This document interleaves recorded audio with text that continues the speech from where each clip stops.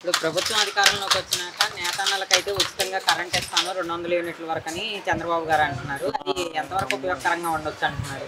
అది మొన్నే అమల్లోకి వచ్చిందంట. వచ్చారు ఇక్కడ నాయకులందరూ వచ్చారు, స్వీట్లు పెంచారు. మాకు చాలా సంతోషంగా ఉంది అది కరెంటు ఫ్రీగా ఇస్తే. అంటే ఇప్పుడు గతంలో కూడా కనీసం గిట్టుబాటు ధర లేక ఎన్నో కుటుంబాలు పోషకోలేక ఆత్మహత్యలు కూడా చూసాం మనం. అదే అయితే ప్రస్తుతం అలాంటి పరిస్థితి ఉందా? ఇంకా కొంచెం లేదు మెరుగుపడింది కొద్దిగా. ఇంకా మాకు ఏంటంటే మార్కెటింగ్ పెట్టాలి వీళ్ళు.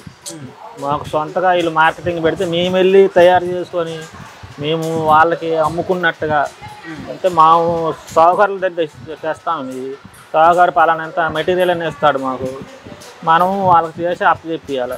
ఎంత నేసినా మనకి ఏం రాదు. సొంతగా మనం నేసుకున్నాం అనుకో, సొంతగా మేము నేసుకున్నాం అనుకో, మాకు మార్కెటింగ్ ఉందనుకో. ఇప్పుడు రైతు బజార్ ఎట్ట ఉంటుంది అట్ట సేమ్ టు అట్ట మాకు ఇచ్చాడనుకో, మేము సొంతగా నేసుకొని మేము వెళ్ళి అమ్ముకొని మెటీరియల్ మళ్ళీ మేము తెచ్చుకుంటాం, కొనుక్కుంటాం అట్ట మాకు. అయితే గతంలో మనం కూడా ఏం చూస్తామంటే నారా లోకేష్ గారిని నేతన్నలు అందరూ ఏం అడిగారంటే ప్రభుత్వం గిట్టుబాటు ధర ఇచ్చి ఆ చీరలు కొనాలని చెప్పి అడిగారు. హామీ నెరవేరిస్తే బాగుంటుంది అంటారు. మంచిదే, పని చేస్తే మంచిదే వాళ్ళు. అంటే ఇప్పుడున్న పరిస్థితుల్లో అలాంటి హామీలు నెరవేర్చే అవకాశం ఉందంటారా? అంటే ఏం చెప్తాము అట్ట. అదే వాళ్ళు ఆలోచించాలి. అది ప్రజలకు మంచి పని చేద్దాము అనేది. అది అంటే ఇప్పుడు మీరు నెల మొత్తం మీద ఎన్ని చీరలు నేస్తారు? నెల మొత్తం మీద 10 రోజులకు ఒకటి అవుద్దండి. ఇది 10 రోజులకి 5 చీరలు అవుతాయి. నెల మొత్తం మీద 15 చీరలు అవుతాయి. అది 15 చీరలు. ఇది పోచంపల్లి పట్టు అంటారు. అది ఇప్పుడు అట్లాంటివి నేసినారు అనుకో, నెల మొత్తం మీద 4 నేస్తారు. ఇంకా నేస్తే కొంత కూలీని కెడుతుంది. ఇది అవి నేస్తే కూలీ కెట్టదు. అవి నేస్తే 3600 ఎంత వస్తుంది. 5 చీరలు వారంకి ఒకటి అవుద్ది. నాకు ఇది 10 రోజులకు ఒకటి అవుద్ది. ఇది దానికి డబ్బులు వస్తాయి. ఇది అది కొద్దిగా అట్ట కూలి గిట్టుబాటు అవుద్ది. అది మనకి గిట్టుబాటు కాదు. అది కాకపోతే వాళ్ళకి తెలిసిందే. అది నాకు తెలిసిన వరకు నాది అది. అయితే ప్రభుత్వం కూడా ఏ పూచీకత్తు లేకుండా రుణాలు ఇస్తాము చేసుకోండి నేతన్నలు అంటున్నారు కదా. చేసుకుంటాము. మాకనేది ఒక మార్కెట్ ఇవ్వాలి. మెయిన్ మార్కెట్ ఉంటే మేము సొంతగా దాన్ని డెవలప్మెంట్ చేసుకుంటాం.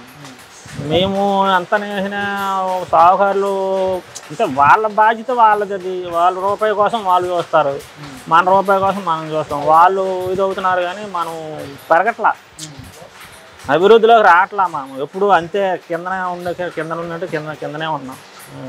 అంటే ఇప్పుడు మీకు వర్షాలు పడినప్పుడు కానీ ఎండల సమయంలో కానీ వర్క్ అనేది కంటిన్యూగా అవ్వదు. వర్షాలు ఎన్ని రోజులు ఉండకపోవచ్చు.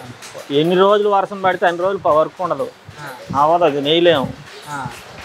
ఎన్ని రోజులు వర్షం పడితే అన్ని రోజులు. మొన్న 5 రోజులు పెట్టింది వర్షం. 5 రోజులు కూర్చునే ఉన్నాం, పని లేదు, ఏం లేదు. అంటే ఇప్పుడు వర్షాకాలంలో కానీ లేదంటే ఆపద సమయంలో కానీ ఇక్కడ ఎవరైనా ఆదుకోవడం అనేది ఎవరో ఆదుకోరు.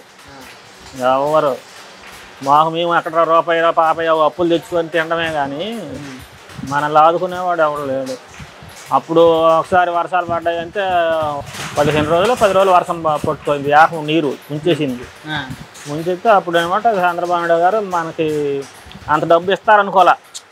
యాక్చువల్గా ఇది మనకి 5,000 6,000 ముట్ట చెబుతారు అనుకుంటే 50 కేజీలు బియ్యం ఇచ్చారు. మళ్ళీ 25,000 రూపాయలు ఇచ్చారు. జనాలు సంతోషంతో నిండిపోయారు. అంత సాయం చేస్తారు అనుకోలేదు, చేశారు.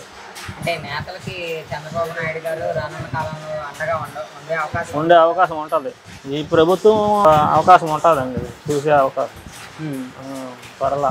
అంటే ఇప్పుడు లోకేష్ గారు ఇక్కడ ప్రస్తుత ఎమ్మెల్యే అలాగే ఒక మంత్రి, ఇలా నియోజకవర్గంలో ఆయన పనితీరు ఎలా ఉంది? పనితీరు నెంబర్ 1 అండి ఆయనది. ఇక్కడ మాత్రం ఆయన పనితీరు నెంబర్ 1 ఉంటుంది, బాగుంటుంది.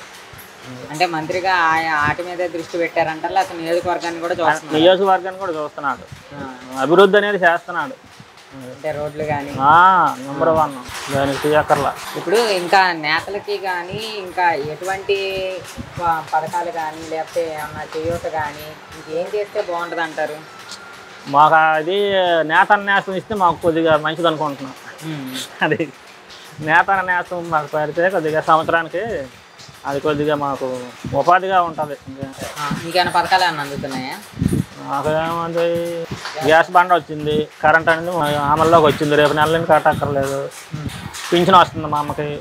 ఎంత వస్తుంది? 4000 వస్తున్నారు. అంటే ఒకసారిగా 4000 చేశారుగా, ఆనందంగానే ఉందా? ఆనందమే మరి, ఆనందం కాకపోతే అప్పుడు ఇది జగన్మోహన్ రెడ్డి 1000 రూపాయలు పెంచి సంవత్సరం 250 పెంచాడు. వీడు అట్టా కాదుగా ఇప్పుడు చంద్రబాబు నాయుడు గారు ఒకసారి పెంచాడు. మళ్ళీ వికలాంగులకి 6000 ఇస్తున్నాడు, 6000 ఇస్తున్నారు వాళ్ళకి. ఇప్పుడు వీళ్ళకి 4000 ఇస్తున్నారు. మంచిదేగా.